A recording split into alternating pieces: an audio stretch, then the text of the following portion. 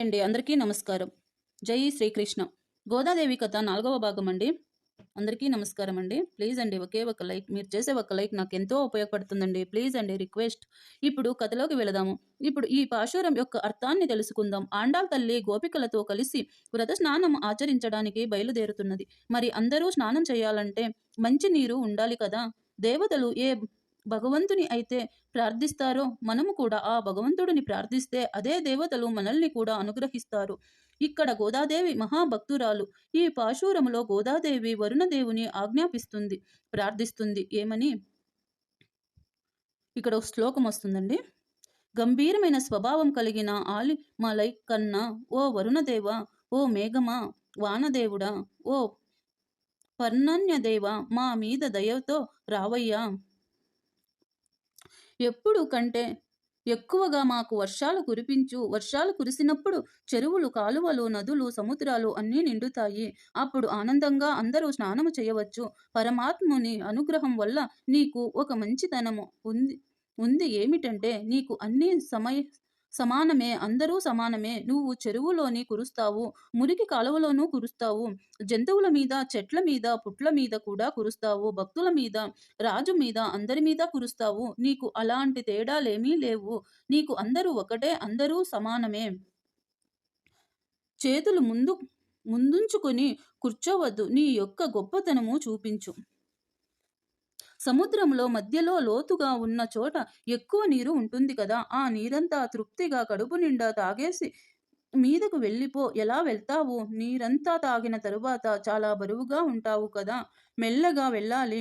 గర్భిణీ స్త్రీ మేడమెట్లు ఎక్కినప్పుడు ఎంత జాగ్రత్తగా ఎక్కుతుందో నువ్వు కూడా సముద్రంలో నీరు తాగేసి అలా ఆకాశం పైకి వెళ్ళు. అలా మీదకు వెళ్ళి గర్నించు, మెరుపులు మెరిపించు, ఉరుములు గర్నించు, నువ్వేమిటో నిరూపించుకో, వర్షం కురిపించు. మనకు తెలుస్తాయి కదా. మేఘాలు చూస్తే నీటి మేఘాల, మామూలు మేఘాల అని. మామూలు మేఘాలు అయితే తెల్లగా సాధారణంగా ఉంటాయి. కానీ నీటిలో ఉన్న మేఘాలు అయితే నల్లగా, బరువుగా, మెల్లగా కదులుతాయి. పరమాత్మ శరీరంలాగా మేఘాలు నల్ల పడాలి. అప్పుడే మనకి వర్షం కురుస్తుంది. పరమాత్మ కుడి చేతిలో విష్ణు చక్రం ఏ విధంగా అయితే మెరుస్తుందో నీ మెరుపుల కాంతి కూడా అలా ఉండాలి. ఆ పరమాత్మ ఎలా ఉంటాడట? విశాలమైన సుందరమైన బాహువులు కలిగి ఉంటాడట. ఆయన యొక్క విశాలమైన బాహువుల్లాగా నువ్వు కూడా విశాలంగా దేశమంతా వర్షం కురిపించు. కృష్ణుడి యొక్క రంగులాగా నీలంగా మారిపో. మేఘానికి మెరుపులు గర్జన సహజమే, కానీ గోపికలు అవి కూడా కృష్ణుడితో పోలుస్తున్నారు.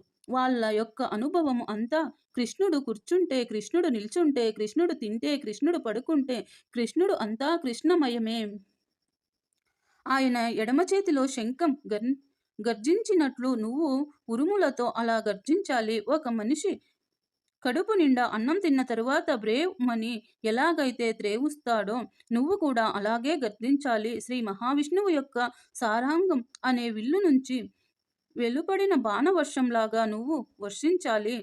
కుంభ సృష్టి కురిపించాలి. అప్పుడు మేము మార్గశిర స్నానం చేసి సంతోషంగా ఈ వ్రతాన్ని ప్రారంభిస్తాము.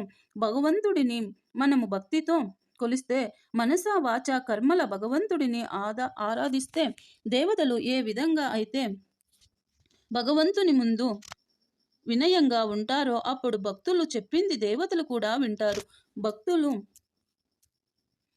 అజ్ఞాన్ని పాటిస్తారు. గోదాదేవి అంత భక్తురాలు కాబట్టి వానదేవుని ఆజ్ఞాపిస్తుంది, ఒక విధముగా అర్థిస్తుంది. మనము భగవంతుణ్ణి మేఘం రంగులా భావించకూడదు. మేఘాన్ని భగవంతుడి రంగుతో పోల్చాలి. పూర్వము కొంతమంది అల్వారులు తమ పాసురాల్లో నారాయణ్ణి మేఘముతో పోల్చి స్తుతిస్తారు. కానీ అందుకు విరుద్ధంగా ఆండాల్ తల్లి మేఘాన్ని నారాయణుడితో పోల్చింది.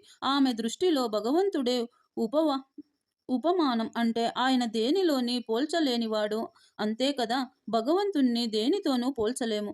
ఈ పాశురంలో గురువు యొక్క స్వరూపాన్ని, గుణాన్ని మనకి గోదాదేవి చెప్తుంది. ఇప్పుడు మేఘానికి గురువుకి గల పోలికలు చూద్దాం. మేఘము సముద్రంలో ఉన్న ఉప్పు నీళ్లు తాగుతుంది, మనకి మంచి నీటిని వర్షిస్తుంది. అలాగే సద్గురువు కూడా కష్టమైనటువంటి వేదం యొక్క అర్థాన్ని సులభంగా చేసి మనకి వినిపిస్తారు. మేఘం ఏడాది పొలము పళ్ళెం, మెట్లు అన్న తేడా లేకుండా అంతటా సమానముగా కురిపిస్తుంది. అలాగే గురువు కూడా తక్కువవాడు, ఎక్కువవాడు, గుణవంతుడు, గుణం లేనివాడు అని ఏమీ చూడకుండా అందరికీ సమానముగా జ్ఞానాన్ని అందిస్తారు. దేశ దేశాటన చేస్తూ అందరికీ జ్ఞానాన్ని బోధిస్తాడు. మేఘం మనకి వర్షాన్ని ఇచ్చినప్పుడు రిటర్న్స్ గిఫ్ట్ ఆశించదు. అదే విధముగా గురువు కూడా ప్రతిఫలాన్ని ఆశించరు. మేఘం తనలో ఉన్న నీరంతా ఒక్క చుక్క కూడా మిగల్చుకోకుండా మనకు ఇచ్చేసి అది నే నేల వేల వేల వెళ్ళిపోతుంది. అలాగే గురువు కూడా విద్యాన్నంతా ఇచ్చి అయ్యో శిష్యులకి ఇంకా ఏమి ఇవ్వలేకపోయానే అని విచారిస్తారు. అలాగే వర్షం పడినప్పుడు మనము గ్లాస్ పెడితే గ్లాసులో పడతాయి, బిందె పెడితే బిందెలోకి వస్తాయి, మనము పట్టుకున్న పాత్రను బట్టి వస్తాయి. అలాగే గురువు చేసిన బోధ కూడా మన అర్హతను బట్టి వస్తుంది. మేఘము నీటితో నిండుగా ఉన్నప్పుడు మనకు వర్షం వస్తుంది. అలాగే మనకి భగవత అనుగ్రహం పూర్తిగా ఉన్ననాడే గురువు శిష్యుణ్ణి తరింపచేస్తాడు. ఈ పాశురంలో మనము నేర్చుకోవలసింది ఒకటుంది. అసూయ లేకుండా ఒకరి సంతోషాన్ని చూసి మనము కూడా సంతోషించడమే ఈ వ్రత ఉద్దేశము. వర్షం మనకే కాకుండా అందరికీ పడాలి. అంతేకాదు నలుగురితో కలిసి ఏ మంచి పనైనా చెయ్యాలి. సుఖదుఖాలు పంచుకోవాలి. అందుకే వ్రత స్నానం చేయటానికి అందరూ కలిశారు. మొదట్లో గోదాదేవి ఈ వ్రతం చేస్తానంటే ఊరి పెద్దలు అంగీకరించలేదు. కానీ తరువాత భగవంతుని అనుగ్రహం వల్ల పెద్దవాళ్ళు అంగీకరించినందువల్ల గోదాదేవి మిగతా గోపికలకు ఈ వ్రతం చేయడానికి సిద్ధపడ్డారు. భగవంతుని అనుగ్రహం అంటే ఏదైనా జరుగుతుంది. అందుకే భగవతత్వం 5 విధాలుగా ఉంటుందని చెప్తారు. తిరువన్నై మొదటి పాశురం నారాయణుడి యొక్క పరతత్వాన్ని బోధిస్తుంది. రెండవ పాశురము వాసుదేవుడిని యొక్క వ్యూహతత్వాన్ని, మూడవ పాశురం వామనవతారం యొక్క విశిష్టతను, నాలుగవ పాశురం అంతర్యామి తత్వాన్ని, శ్రీ మహావిష్ణువు యొక్క సింహాల శంఖం, చక్రం, ధనుసు వీటిని ఆండాల్ తల్లి అవగాహన చేస్తుంది. ఐదవ పాశురం అర్ధమూర్తి తత్వాన్ని తెలియచేస్తున్నాయి. రేపు 5వ పాశురం అండి, 5వ భాగం.